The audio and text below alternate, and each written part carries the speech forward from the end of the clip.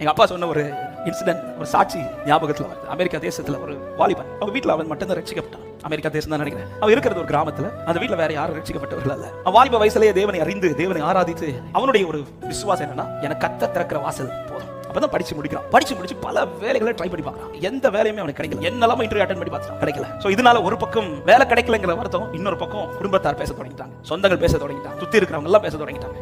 இது ஆண்டவருக்கு பிடிச்சிருக்கீங்க, இது ஆண்டவருக்கு நாளை அழைச்ச அழைப்புல நின்றுட்டு இருக்கிறீங்க, உனக்கு ஏன் வாசல் திறக்கலன்னு கேள்வி மேல கேள்வி. அவனுக்கு சொல்றதுக்கு பதில் இல்ல. அப்பதான் அவன் கடைசி ஒரு கம்பெனில ஒரு கால் இன்டர்வியூ வருது. அந்த இன்டர்வியூ வந்து அவன் மண்டே போய் அட்டெண்ட் பண்ணணும். அந்த சண்டே விசுவாசத்தோட சர்ச்ல போய் எல்லாரும் முன்னாடி மைக் எடுத்து சாட்சி சொல்றான். நாளைக்கு நான் ஒரு இன்டர்வியூ போறேன், எல்லாரும் ஜெபிச்சுக்கோங்க, கர்த்தர் எனக்கு அதை வாக்கியம் பண்ணுவாராக அப்படின்னு சொல்லிட்டு சாட்சி சொல்லிட்டு போறான். அடுத்த நாள் காலையில கிளம்பி வீட்டுல ரயில்வே ஸ்டேஷன் போகணும். அந்த ஸ்டேஷன்ல 2 ட்ரெயின் தான் வரும். ஒன்னு காலையில ஒரு குறிப்பிட்ட டைமுக்கு வரும், அது முடிஞ்சிச்சுன்னா மத்தியானம் தான். அது காலையில பிடிக்கிற அந்த ஃபர்ஸ்ட் ட்ரெயின்ல பிடிச்சாதான் அவனுக்கு சரியான இடத்துக்கு சரியான நேரத்துக்கு போக முடியும். அது பிடிக்கலனா அடுத்து மத்தியானம் தான் ட்ரெயின். வீட்டுல இருந்து புறப்பட்டு அந்த ரயில்வே ஸ்டேஷன் போகிற வழி பாதி தூரம் வரும்போது சரியான மழை, மழையோட கூட பயங்கர காத்து. அந்த காத்துல அந்த ரோட் சைடுல ஒரு மரம் குறுக்க விழுந்துச்சு. இப்போ கூட்டிட்டு போன கேப் என்ன பண்ணிட்டான், சார் இதுக்கு மேல வண்டி போகாது, நீங்க நடந்து தான் போகணும்.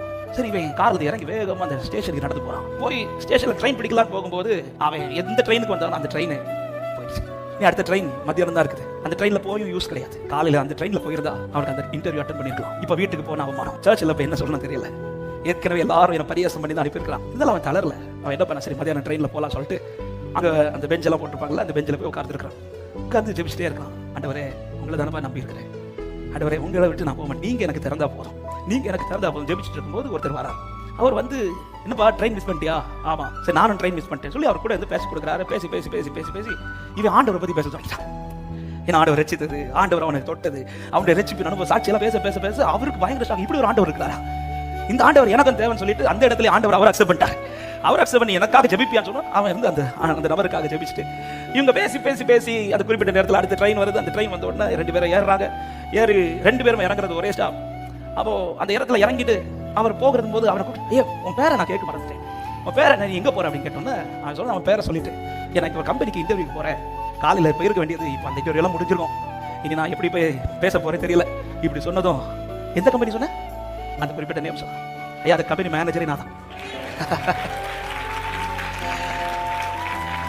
நான் நினைச்சேன், ஐயோ நான் ஒருத்தர் இன்டர்வியூ வர சொன்னேனே, அவன் ஃபர்ஸ்ட் ட்ரெயின்ல வந்திருப்பானே, அவன் எனக்கு வேண்டி வெயிட் பண்ணிட்டு இருப்பானே, ஐயோ அவனை இவ்வளவு நேரம் வெயிட் பண்ணி வச்சுட்டேனே நான் ஃபீல் பண்ணி வந்துட்டு இருக்கேன். கடைசியில் அந்த பர்சனே நீதான்பா. உனக்கு இனி இன்டர்வியூலாம் தேவை கிடையாது, உனக்கு டைரக்டா பொசிஷன். ஆலையில் என் தேவன் திறக்கிற அனுகூலமான வாசல்.